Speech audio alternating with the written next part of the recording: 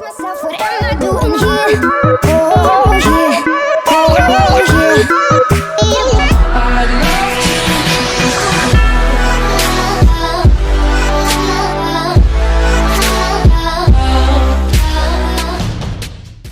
Ćao ljudi, jedan od mojih najpopularnijih videa, mislim da mi je to drugi najpopularniji video, ujedno i prvi koji sam postavila, jeste savjeti za učenje. Dosta vas je komentarisalo da je to vama mnogo pomoglo i to mi je video koji ima najviše lajkova i onda sam ja skapirala zašto da ne stavim i drugi deo, zato što imam još par savjeta koje bi mogla da vam dam, a ako vam toliko pomaže, zašto da ne. I tako snimila sam, samo da ugasim zvuk. I tako sam ja snimila i drugi deo tog videa, tako da ako niste slučajno odgledali, mada ne znam zašto niste, ali okej. Ako slučajno niste odgledali, možete kliknuti ovde. I također će biti link u opisu. A ako želite da vidite moj video kako da započnete školsku godinu kako treba, to možete kliknuti ovde. I tu imate još par korisnih savjeta što se tiče škole i učenja. Pa da počnemo. Prva stvar koju želim da vam spomenem jeste urednost. Jako bitno da budete uredni, zato što kada vi pogledate urednu svesku, a kada pogledate u neurednu svesku, mnogo je drugačije. Jer kada vidite urednu svesku koja je organizovana u smislu da je sve lepo napisano, da je pregledno, da je puno boje, mnogo će vas više inspirisati da učite nego neka neuredna sveska. Također i sa vašom sobom. Ako je na vašem stolu nered što se tiče svuda su olovke, hemijske bojice i sve ostalo svuda onako neorganizovano, to vas baš i neće motivisati da učite. Ako vam je sve onako lepo organizovano i ostalo, mnogo će vas više motivisati, a i nije tako teško da organizujete školski pribor, bukvalno vam trebaju par čaša i to je to. I onda možete sve lepo da organizujete šta gde stoji i to će vas inspirisati da još više učite i da imate bolje ocene. Druga stvar je da uradite domaće ili da učite čim dođete iz škole. Znam da ste umorni kada dođete iz škole, ali ako posle škole odmah legnete u krevet i ne radite ništa, poslije će vas mrzeti i izgubit ćete volju. Ovo mogu da vam objasnim i na primjeru fizike. Prvi Newtonov zakon kaže da telo koje je u pokretu teži da ostane u pokretu, a telo koje je u stanju mirovanja teži da ostane u stanju mirovanja.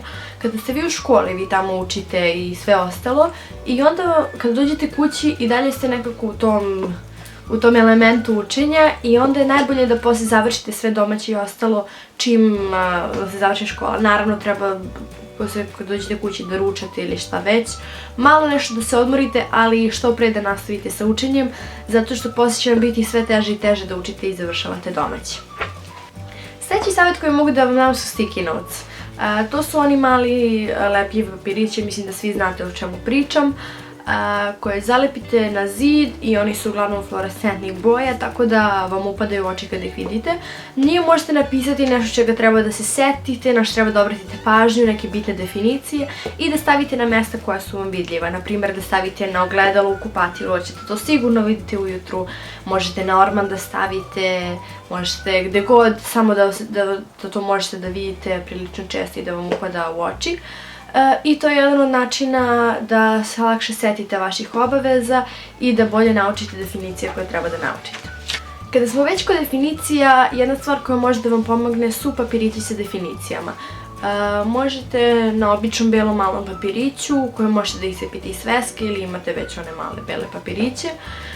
Sa jedne strane napišete temu, odnosno definicije, na primjer napišete samo svetlost ili šta god treba da naučite i sa druge strane napišete pravu definiciju. Tako da kada vi ponavljate imate više tih papirića i okrenete ih sve na stranu samo gde piše ime definicije. Naprimjer svetlost. Vi vidite to, pogledate svetlost, kažete u sebi ili naglas, ponovite kako ide ta definicija i da je bili sigurni da li ste bili u pravu ili ne, samo okrenete i možete da vidite da li ste pogodili ili niste. To je jedan od dobar načina za učenje. Također, ako učite, na primjer, Evropu ili Aziju ili Afriku i morate da znate sve države i glavne gradove, napišete državu sa jedne strane i glavni grad sa druge, tako da kada ponavljate možete i na taj način da obnavljate. Još jedan savjet što se tiče učenja jeste da izačite pitanja iz lekcija. Dok radite lekciju možete olovkom da podvučete najbitnije stvari. Nemojte da podvlačite highlighterima ili tako nekim stvarima zato što uglavnom u svim škola morate da vratite te knjige.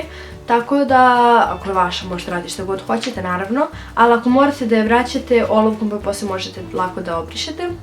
I onda, na primjer, ako ide Prvi svjetski rat i počeo 1914. godine. Vi na posebnom papiriću napišete kada je počeo Drugi svjetski rat, znak pitanja i još neka pitanja iz te lekcije. Onda kada obnavljate pred kontrolne ili pred ispitivanje, već imate pripremljena pitanja po kojima možete da vežbate. Sljedeći savjet jeste da obnavljate sa drugom ili drugaricom.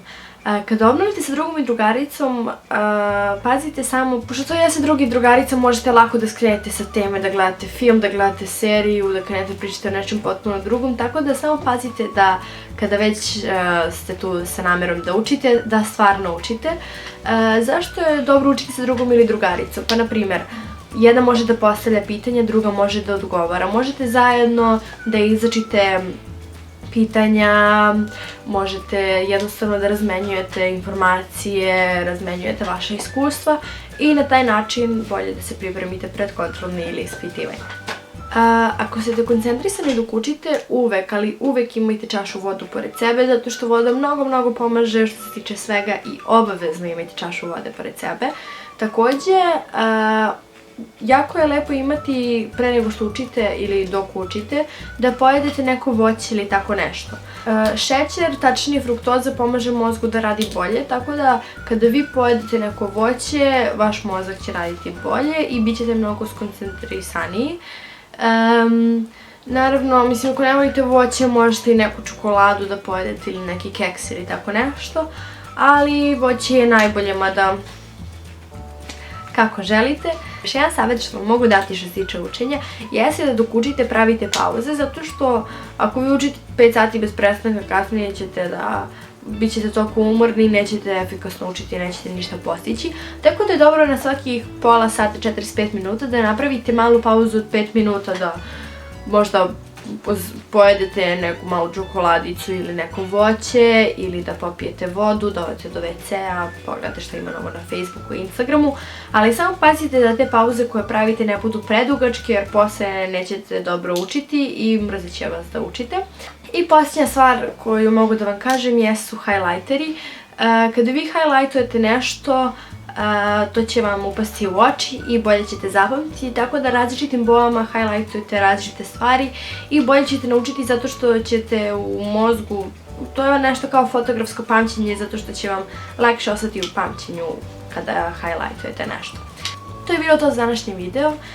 Sve informacije i linkovi bit će u opisu ovog videa. Ako se sviđa ovaj video, lajkujte, komentarišite neke predloge ili ako želite savjeti za učenje 3. Biće još video što se tiče škole i mature malo kasnije. Tako da, vidimo se u sljedećem videu. Ćao! Ovo je deo dam. O, te dek. Gde nosite papučama, beše? Bum! Da skinem ovo, ljudi ne trebaju da vide da sam ovako neuredna. Prava Milica. Ok, možemo da snimam. What is the demographic transition model? Ma. Ok. Kako je to mutalo, to izgleda. Bolje je tebe da pitam. Ajde ti ideme. What is the population of the world? 7 billion. Wow, awesome. What is... Šta ti piše? What is population explosion? What is population explosion? It is the rapid growth of the world's population. Fuck you.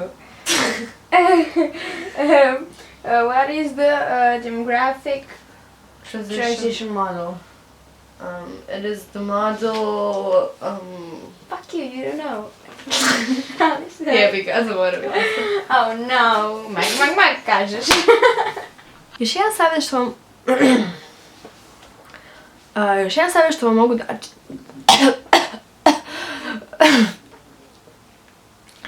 Još jedan...